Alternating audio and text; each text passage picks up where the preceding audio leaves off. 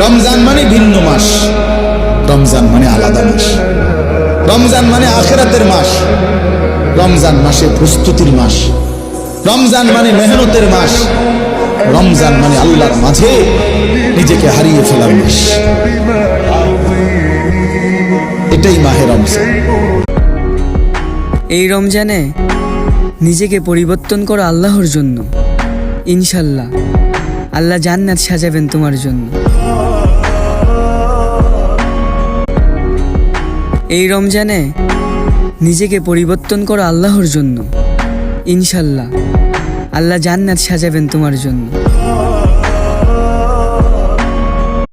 রমজান মানে ভিন্ন মাস, রমজান মানে আলাদা মাস, রমজান মানে আখিরাতের মাস, রমজান মাসে প্রস্তুতির মাস, রমজান মানে মেহনতের মাস, রমজান মানে আল্লাহর মাঝে নিজেকে হারিয়ে ফেলার মাস।